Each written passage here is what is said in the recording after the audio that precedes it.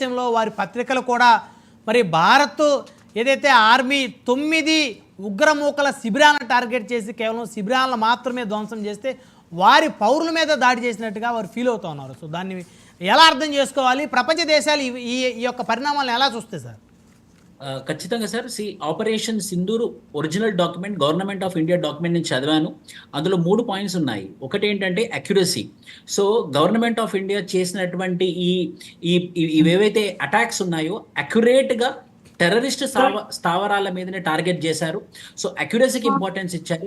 Number 2 safety అన్నారు. Safety అంటే ఏంటంటే సేఫ్టీ అదర్ దాన్ టెర్రరిస్ట్. అంటే ఎవరైతే మామూలు ప్రజలు ఉన్నారో, ఎవరైతే సిటిజన్స్ ఉన్నారో, ఎవరైతే మహిళలు ఉన్నారో, ఎవరైతే చిన్నపిల్లలు ఉన్నారో వాళ్ళకి ఎట్టి పరిస్థితిలో ఎలాంటి ఇబ్బంది కలగకుండా, పాకిస్తాన్ పౌరులకు ఎలాంటి ఇబ్బంది కలగకుండా మేము చూసుకుంటామని చెప్పేసి ఆ యొక్క డాక్యుమెంట్లో ఉంది. సో ఒకటి సేఫ్టీ, ఒకటి అక్యురసీ, థర్డ్ ఎఫిషియన్సీ అంటే ఎఫెక్టివ్గా అన్నమాట. సో టార్గెటెడ్ ప్లేస్లోనే బంబార్డింగ్ అయ్యే విధంగా. కానీ మనం పాకిస్తాన్ చూసినట్టయితే పాకిస్తాన్ మీడియాలో ఏవైతే చలామణిలో ఉన్నాయనంటే పిల్లలు చనిపోతున్నారు, మహిళలు చనిపోతున్నారు, నార్మల్ సిటిజన్స్ చనిపోతున్నారు అని చెప్పేసి ఏవైతే ఇన్ఫర్మేషన్ ఉందో అది ఖచ్చితంగా అబద్ధమే. సో ఎట్టి పరిస్థితిలో కూడా మన భారత ప్రభుత్వం చాలా చాలా ప్రిసైజ్గా, ఇఫ్ యు టెల్ ప్రాపర్లీ, చాలా ప్రిసైజ్గా అక్యురేట్గా ఒక ప్రెసిషన్ టార్గెట్ ఓరియంటెడ్గా బాంబింగ్స్ అయితే చేస్తుంది.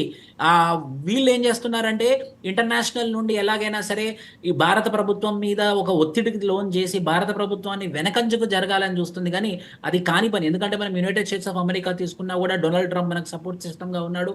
ముఖ్యంగా రష్యా ఏదైతే 1979 నుండి 1989 వరకు ఆఫ్ఘనిస్తాన్ అండ్ రష్యా మధ్యలో, యుఎస్ఎస్ఆర్ మధ్యలో యుద్ధం అయినప్పుడు పాకిస్తాన్ అమెరికాకు సపోర్ట్ చేసి యుఎస్ఎస్ఆర్ పట్ల యుద్ధం ప్రకటించింది, యుఎస్ఎస్ఆర్ మీద అటాక్ చేసింది. ఇప్పుడు రష్యా కూడా ఎట్టి పరిస్థితుల్లో పాకిస్తాన్ వైపు లేదు. ఇప్పుడు ఒకటే కంట్రీ, అది ఎందుకు అలా చేస్తుందో ఆ కంట్రీకే తెలియాలి. టర్కీ అనే కంట్రీ, ఒకటే ఒక కంట్రీ పాకిస్తాన్ సపోర్ట్ చేస్తుంది.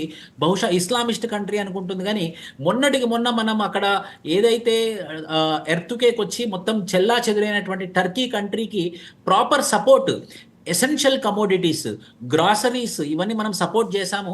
అది మర్చిపోయి కూడా ఆ టర్కీ కంట్రీ ఏం చేస్తుందనంటే పాకిస్తాన్ సపోర్ట్ చేస్తుంది. ఒక టర్కీ కంట్రీ తప్ప ఏ కంట్రీ కూడా పాకిస్తాన్తో, ఇప్పటివరకు చైనా కూడా వాళ్ళ యొక్క స్టాండ్ ఏంటో, వాళ్ళ యొక్క సపోర్ట్ ఏంటో మాత్రం చెప్పలేదు. కానీ ఇప్పుడు ఏ కంట్రీ అయినా సరే పాకిస్తాన్కి సపోర్ట్ చేస్తుందంటే దాని అర్థం ఏంటంటే financial action task force definition ప్రకారంగా దే ఆర్ సపోర్టింగ్ టెర్రరిజం అనమాట. So any country who is going to support Pakistan, it is nothing but they are going to